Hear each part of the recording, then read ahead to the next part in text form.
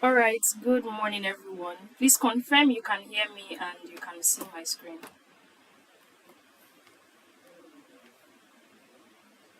All right, perfect.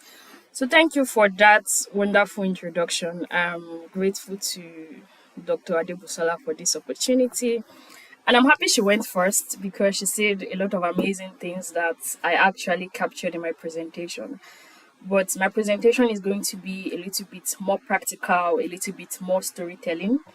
It's going to be short, but it took a couple of hours to put together just so everybody leaves with something. Whether you're in your 100 level, you're in your final year, you're in a private school, you're in a public school, you're maybe preparing for a postgraduate or graduate program or something, you will definitely leave with something great. The topic assigned to me to speak on today is optimizing personal efficacy and intelligence for academic excellence. When I saw this topic, I felt, wow, like, what exactly does she want me to talk about? Like, the topic sounds very big, but to break it down, I would say it basically means understanding yourself, understanding self development, understanding self discovery, and using your skills, using those things that work for you to excel in your academics. And for today's presentation, I have created an outline that will practically be telling my own story. Presentation is divided into three parts, just a short introduction of about 2 minutes, and then we're going to look at school. So, what did I do in my 4 years in school? If you want to write, you definitely want to get your notebook, notepad, pen, paper, tab ready because there would be points for each year and each semester, and then conclusion. So, going into introduction, when I start making presentations, depending on the audience, I like to start with this story. It's a story I heard a pastor tell. Basically, there was this woman and she was having issues with her husband. So she went to meet the pastor, the prophet, the imam, whatever you want to call him. And she's like, "Oh, I'm having issues with my husband." And he listened to her and he listened to her. And then after a while, he gave her a bottle of holy water and told her, anytime your husband talks to you and you want to argue, sip the water before you talk and wait a while. So she did that for some months, managed the water. There was peace at home. And then she went back to the prophet and she's like, that water you gave me did wonders, it worked. And she said, oh, I want to get another bottle. And he told her it's normal water. And the reason I told you it was holy water is because if I had told you it was normal water, you wouldn't have taken it. And the problem was not even water, the problem was the way you were using your mouth. Now, there are many lessons from this story, but for the purpose of this webinar, I'm going to just pick one. And that is to say, sometimes the problems we face in life, they have really basic solution. The solutions are so basic that they're in front of us, yet we don't see them. And I'm saying this to encourage everybody to be open-minded. Don't say, what does this person want to tell me? What do they want to say that I've not heard? What do they want to? Do you understand? If you're not open-minded, the solution to your problem can be presented in front of you, but you won't see it because you're expecting something big or you're expecting something small. So that's the purpose of the story. So let's go into the presentation proper. I studied industrial physics, applied geophysics. It's a two-in-one BSc. That's the course I wanted to study, and I'm going to run you through my journey. So, for introduction, I attended Covenant University, and contrary to everybody has a story. For me, I felt attending Covenant University was a punishment in that first year. And I felt that way because I had admission to two schools outside the country. If I had admission to two schools outside the country before JAM, that it made me unserious with my JAM, even though I scored 230 in JAM. And when I heard, oh, you're going to Covenant, I'm like, isn't not Davido's father that owns the school? Because I was so not in tune with church politics or music. So I felt like Davido Oyedepo was the father of Davido. Do you understand? Like, that was my mindset. So I'm like, why do I want to go to their school? Like, they're always saying things about this man. He's always in the news. Like, I don't want. I didn't see it as, oh, there was strike in public schools. Let me go to private school and all of that. But I wanted to study geophysics. And due to certain processes, I resumed with the third batch. So the first batch had resumed, the second batch had resumed. I was depressed when I went to school because something had happened in my secondary school, and I schooled in River State. But from the secondary school I schooled from, I had 13 people that knew what happened in my secondary school, in my university. So, and because it's a small campus, seeing maybe five of them, seeing five people out of 13 people that know maybe a bad story about it, it was traumatizing because it's like, oh, are they going to tell other people? Are people going to start calling me names? What's going to happen to me? So I was really just depressed about everything about school. And then also the fact that I did my best, I had like partial scholarship, but I was still in Nigeria. It didn't make sense to me. And no, you know that thing where parents tell you, or just go and do 1 year. After year one, you transfer out. So I was like, okay, just to help my parents keep their promise, I will fail in year one so that when I feel very well, even if they've forgotten the promise, the failure will remind them that they have to remove me from the school. That's how bad it was. I skipped orientation. Orientation was compulsory. I skipped orientation. I went to church once in a while. Church was compulsory. There was a time they even called people's parents for those that had default of up to 10. Me, I had 12 defaults. By miracle, they didn't call my parent anyway. People would be reading, I would be sleeping because I had just finished writing WAEC, NECO, JAM, SAT, and Cambridge. So in my head, I'm like, even if I don't read, the things are still in my head, I'm going to pass. So to ensure I fail, to help myself to fail, I skipped the first test for 3 subjects. The first one was entrepreneurship development studies. And although it was a 1 unit course, I had 0/15. I still remember the assignment. It was very simple. Go on Google and look for the bio of 50 entrepreneurs, write it down on a foolscap sheet and submit. I didn't do it. CIT was computer studies where they asked you maybe something about Microsoft Word or something. I didn't do it. CST was something related to computer. I didn't do it. I didn't know what the test question looked like. So I had 0/15 in my portal on these 3 tests. But something also happened. There was this subject we did in my first semester. It's called statistics. And I found it, I don't know.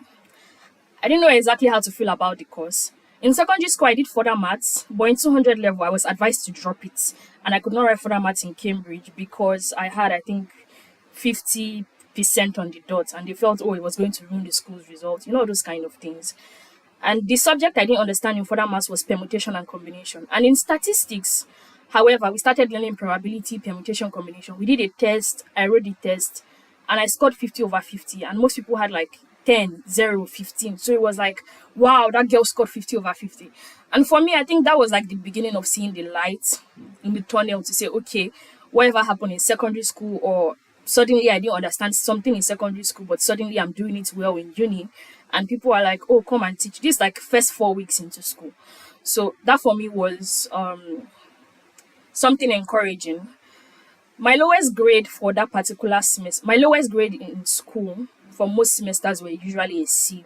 Yes, so my lowest grade for my first semester was a C. And even with failing or with having 0/15 in 3 tests, my GPA was a 3.95, starting me off on a 3.95. Towards the end of my first semester, there were a lot of student organizations, and I decided to join one. I decided to join one because I wanted to try and help myself out of the depression bubble. I remember going for the interview on Sunday afternoon, and they asked me, why do you want to join the organization? I knew nothing about it. I didn't know anything. I just said I want to form my team. I didn't know what I wanted to do with my team. I was just angry at everybody anyway. But they welcomed me, so that was a good thing. So yes, this is basically a projection for how my CGPA started.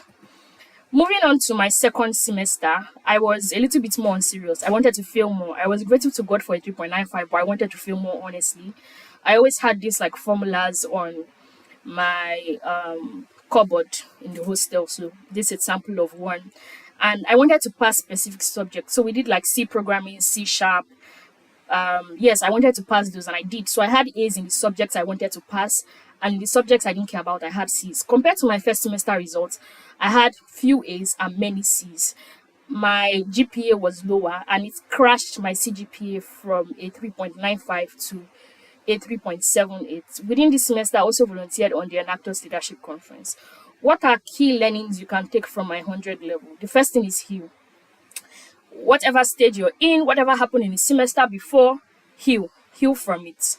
And healing is a journey. I'm still going to talk more about this as we go in progression. Healing is a journey, but be intentional about it. Tell yourself, I want to heal from this thing. I want to come out from this thing. Next thing I'm going to say is self-discovery and mastery is very important. I was that student that slept by 9 p.m. on the dot. They would have to wake me up for roll call because once it's 9, I'm sleeping. And I did that from my 100 level to 300 levels. By 400 level, that I stopped sleeping by 9 p.m. So I was very key on my time and timing. Other people doing a certain thing did not necessarily make me to do it, because to a level I had self mastery. I knew what worked for me. And a good place to start with understanding your personality is taking a personality test, retaking every 3 to 6 months. So you can do the Dix personality test, or you can do the 16 personality test to really understand yourself, what works for you, based on the things people say about you, either as compliments, as complaints, as feedback, as constructive criticism. What key points can you learn, and how can you leverage your strengths? Like I said, have a schedule. My 100 level was pretty much focused on school, class, food, school, class, food. I knew where to get the cheapest akara. I knew where to get the cheapest fried plantain. I knew where to get the best meals. And that was basically it for me. And of course, rest. Like I mentioned, I slept by 9 p.m. I had siestas in the afternoon. I took rest very, very seriously. And another thing I'm going to say is avoid peer pressure, right? So it could be maybe peer pressure to join a club, peer pressure to do anything. There's really nothing wrong with joining a club, but I like to recommend, when you start off, especially in your first year, keep that period empty and just focus on academics and education. Yes, so like you can imagine, my second semester, my CGPA dropped to a 3.61, crashing my CGPA to a 3.78. And I can tell you, it took almost forever for my CGPA to recover from this crash. So, as much as possible, you also want to be cautious. For instance, in my school, a lot of those activities, student week, excursion, they happen in the second semester. So, those are some things you want to pay attention to. What happens in first semester? What happens in second semester? Which is longer? Which has more activities? Which do you want to pace yourself for? These are things you also want to put into consideration. My 200 level started off on a very different and unique note. For this particular semester, I came home and then my parents told me, "Oh, we're not changing your school, you're staying there." And then it began to dawn on me that, yes, truly, I'm absolutely responsible for the outcome of my life. Whether I like the school, I don't like the school, at the end of the day, my name is going to be on the result. It's my destiny. And I don't want to be a failure, so I have to start picking and building my CGPA back. Also, for this particular semester, I resumed school sick. I think I was diagnosed with ovarian cyst, then I had pile or something. So I was losing blood. My tummy was very big and bloated. I was wearing big shirt. I was very uncomfortable. I went to the health center. I reacted to medication. One of the doctor was not even just caring about anything. I will go to they tell me the scan machine is bad. They will tell me to sit down for 3 hours. They will bring bus to take us to another, center. The driver will come and say there is no fuel. When he's not in this area where fuel is almost 1,000 naira. It was frustrating. So I was seeing like the same doctor for over a month, suffering for over a month, could barely go to classes. And when they changed the new doctor, he just said, "Oh, the school does not have the facility at the moment to cater for this." So he wrote me an emergency exit, and I had to travel back home to Port Harcourt for an entire month. My lecturers knew I was sick, so it was easy to have my attendance sorted. I think we also had a new chaplain around this point. I was so depressed for a while. I wasn't even going to church. So when the chaplain came, I wasn't even in church or anything. But my roommates were like, "Yeah, there's a new chaplain." And I think apart from the new chaplain, one thing that was very significant about this semester was my relationship with God. And I'm mentioning it because when you do life with God, it makes it easier. So whether you choose to take this advice now or you choose to take it at a later stage, you have to remember it. You get to a certain point in life, in your horizon, that something has to support you. Whether it's God or the devil, something strong has to support you. So doing life with God makes everything easier. Yes, I tried with my results in this particular semester. I had a 3.83 in GPA and my CGPA crawled to a 3.8. So you can see here that my CGPA is not even up to what I started with 2 semesters down the line of what I started with. For my 200 level second semester, yes, I became a lot more serious with my studies. I became closer to my course mates. Initially, they used to hot pass question, and they did hot pass question up until final year. When I graduated, I had like this traumatic experience for like 1 week back to back. I would sleep, and it was the same storyline. It would be in an exam hall, they would hold past question, I would ask for past question, they would do it like this, and they won't give me. And I'll be afraid of failing my exam, and I would wake up. So that happened for a while. So, yes. One thing I'm also going to say is that unity between course mates is important. Even if it's not the entire department, when you stick together, You learn together, you learn better, you retain information, and you grow. In this semester, the health issues I had in the first semester were gone. So that was also a good thing. I decided to teach more people. I was intentional about knowing the name of everybody in my department in this particular semester. I taught people that had spillover courses, and I, began to realize that a lot of people fail in university, not because they are not smart, but because foundation in terms of education has problems. So maybe they are mixing up science plus and minus, something like that. Or maybe they can't even just expand a bracket to form a quadratic equation. So if you're on this call and you're facing that kind of issue, it's fine. Just go watch a YouTube video and start from the basics. It would help you to learn the other thing. This particular semester was sort of like a roller coaster for me. I used to wake up to read and all of that. It was the first time I decided to, go for a departmental dinner. My first level, I didn't go for excursion or nothing. I lost a friend I had that was like 10 years long friendship, and I was numb for about a year. So my classmates are like, oh, we are going somewhere. I went with them. They're like, they are doing this. I went with them. It was like another roller coaster in itself. It was the first time I had a result that started with a 4. If you look at the graph, we'll get there. You will see my previous result started with like a 3 points, but this particular one, I had a GPA that started with a 4 points. But it did not necessarily make my CGPA to start on a 4 point something scale. What are key lessons I'm going to give from my 200 level? There's no manual to heal from grief. I grieved my friend's loss for a year. For a year, I could not sleep at night. I could only sleep in the afternoon. When you teach people, you learn better. And that's just the truth. So if someone came to me and they said, oh, Tolu, I don't understand this thing. Even if I don't understand it, I was very happy to teach them in 200 level second semester. Because as I was going to prepare to teach them, I learned it, I remembered it. And it was just blissful, right? When there is unity in the course, you will thrive. You will.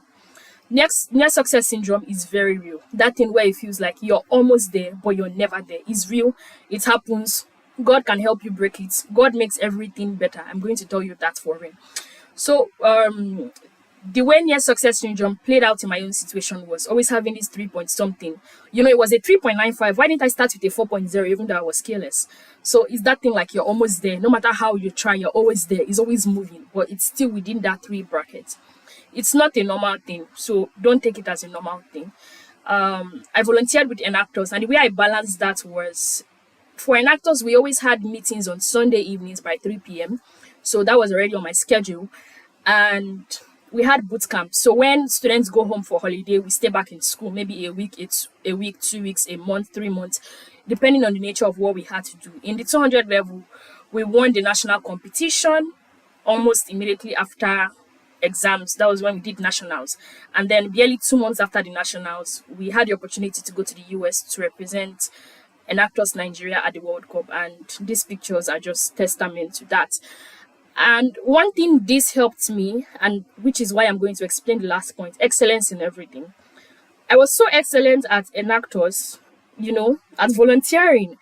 And one of my lecturers said, wow, Tolusi, your result this year. And people are always like, oh, Tolusi, the kind of things you do here. It helped me develop soft skills. But from being excellent in that thing, I told myself something at the end of when I saw my result. I said, if I can be this serious at something extracurricular, then I can be serious and more serious at something that is even academical and something that I came to school to do.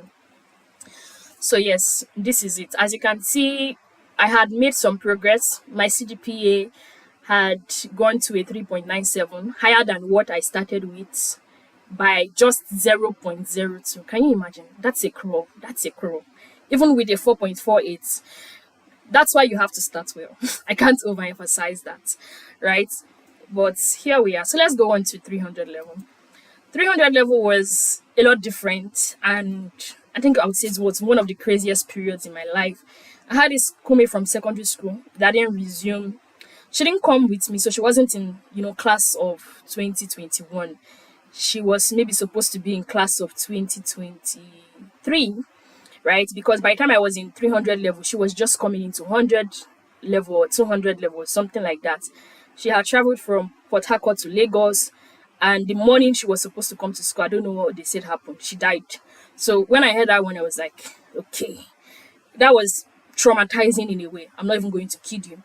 And then, like, Barely a month after that happened, I had another very close friend that I had met from the Anactos program in Ahmadu Bello University, and my friend died. So it was a lot. And the day I heard about, the death of this my friend from ABU, I was going to write exam. So initially, I didn't know how to process, the reaction. I just tried to shout, scream, focus on revising what I was revising. And then I went to the exam hall.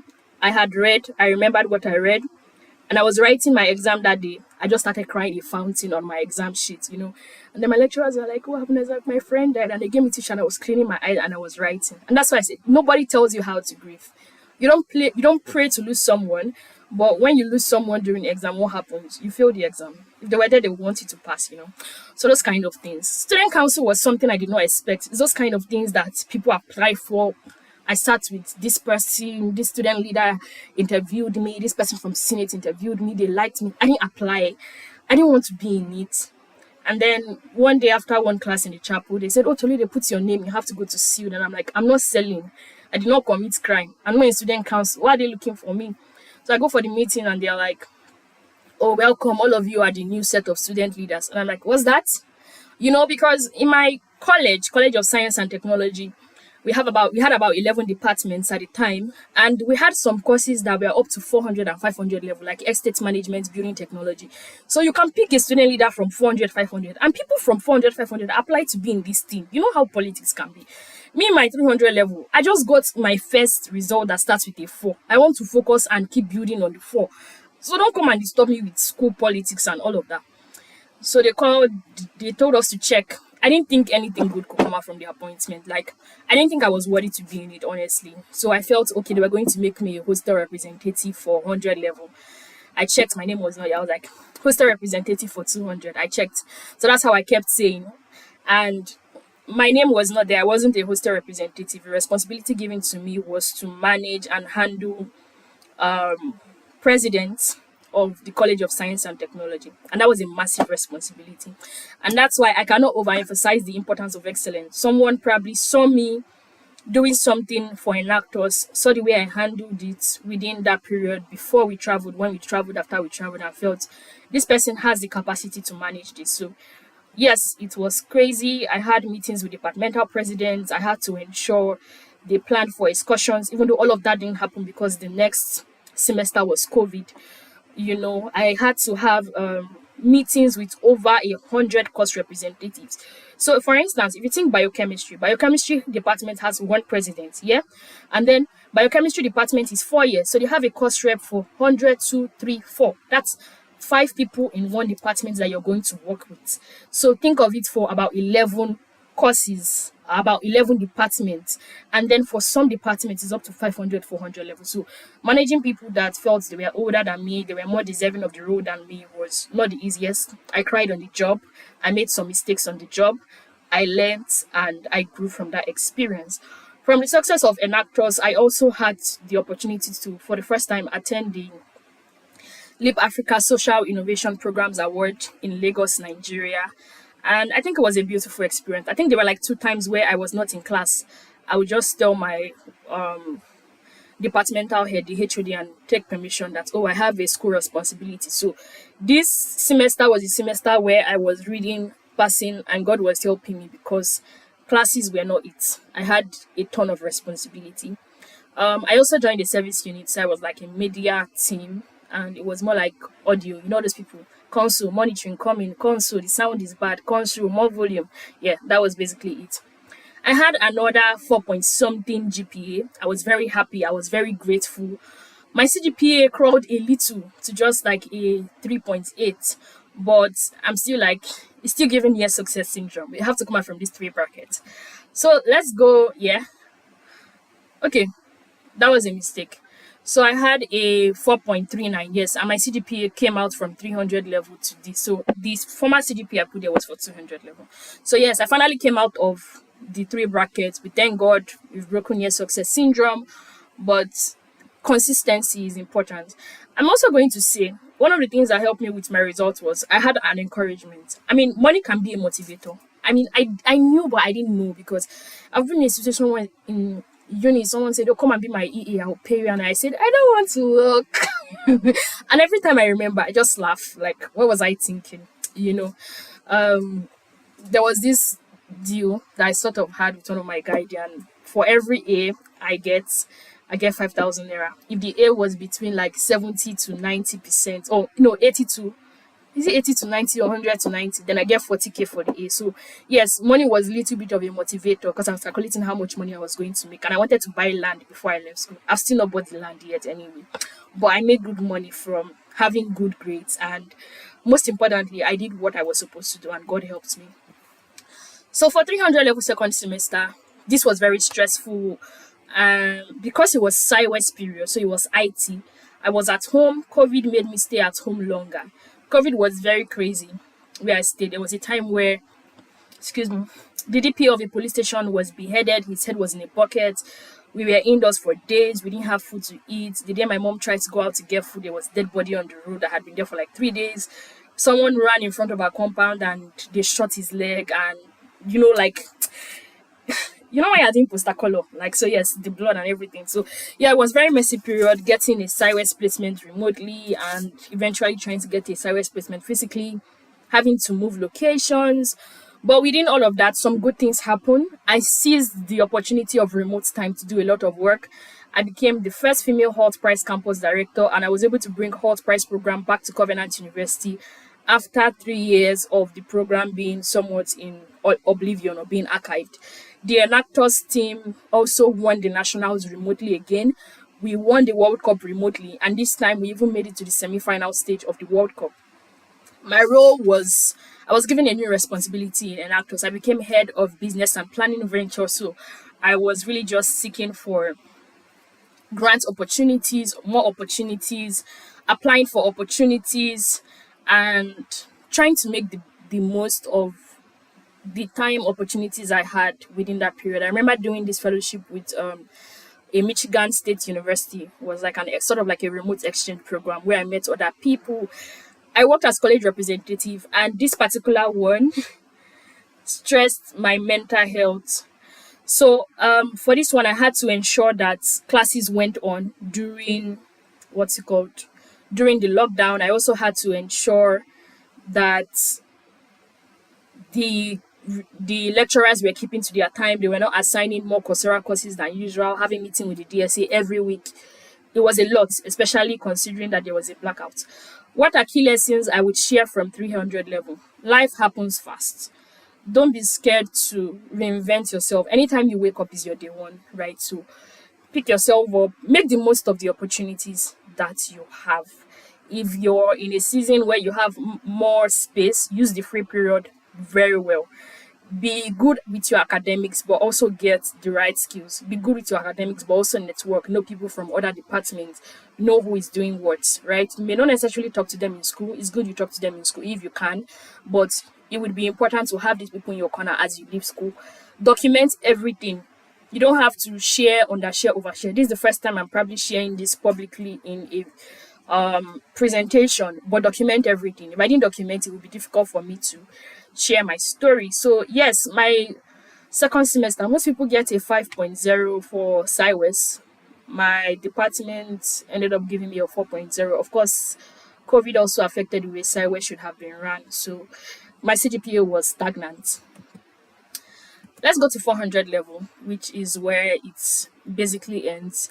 I had my highest GPA in 400 level first semester, which was a 4.64. Good things can happen at any time. Great things can happen at any time. And as you can imagine, I had a lot more responsibility.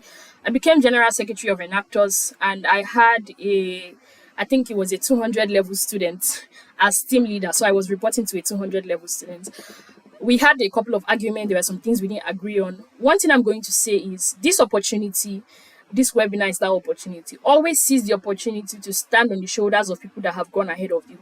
In life, if you don't learn what you're supposed to learn, either at an earlier stage or at the right stage, you repeat classes because you haven't probably learned to speak well. You haven't learned to present yourself well.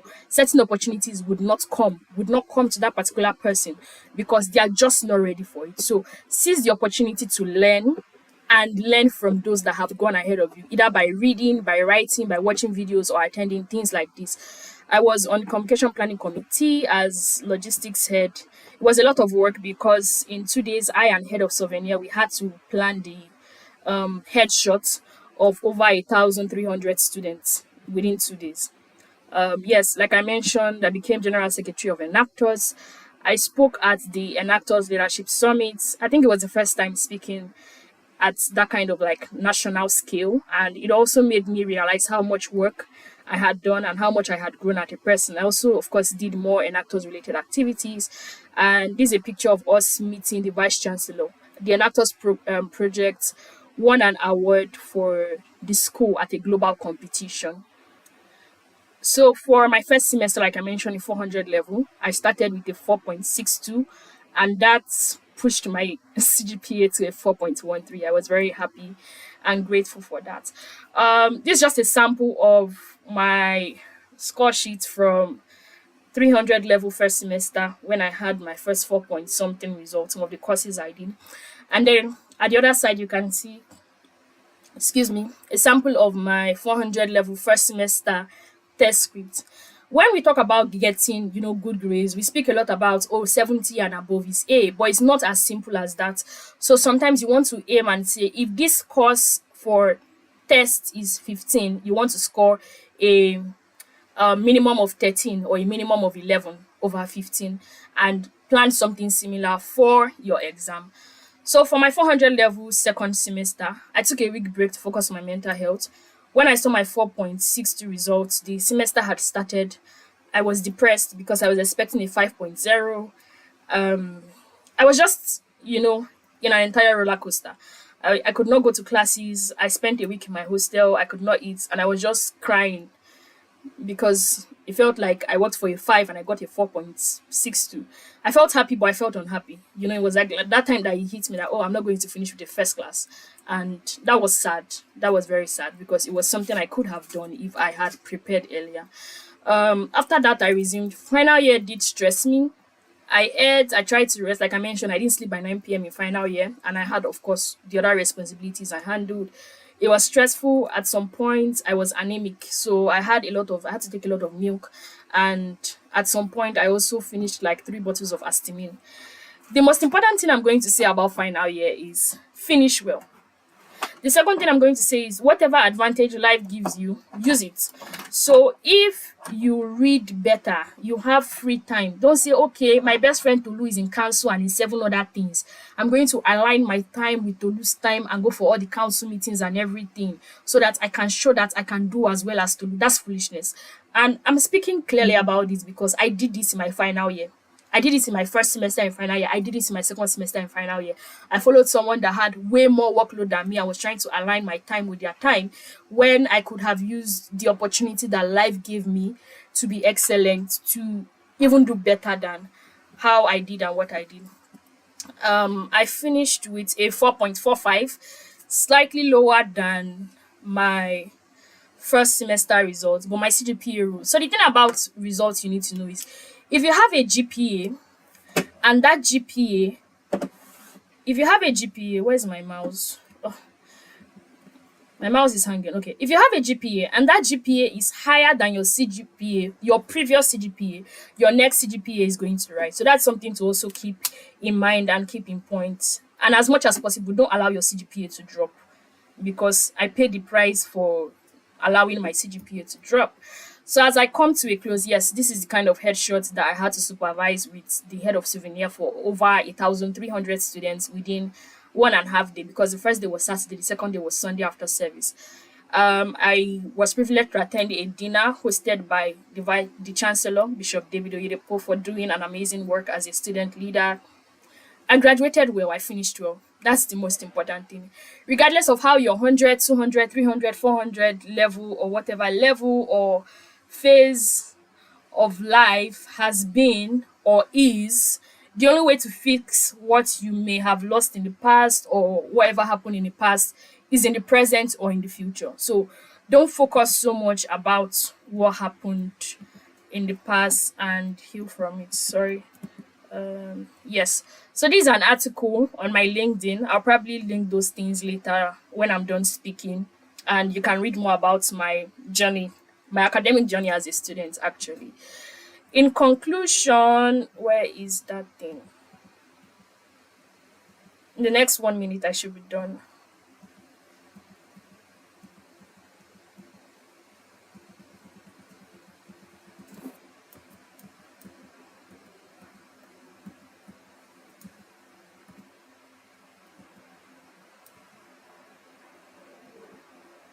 All right. So in conclusion, at the end of the day, what people see is I finished with a 2-1. Nobody sees the struggle. Nobody knows how many people I lost. Nobody knows how depressing it was. Nobody knows what responsibility I had. So do your best to finish well. And if you have finished already but you didn't finish well, there's always a next phase of life. So heal, start that phase well, finish well. Um yeah, yeah. And I'm going to leave you with this. When you're competent, people see your competence before they see their bias. But when you're incompetent, people see their bias and use it as an excuse to justify your competence. My coach would say, you're not too anything to be anything. You're not too small to be successful. You're not too small to rule. You're not too young to have wisdom. You're not too young to be foolish.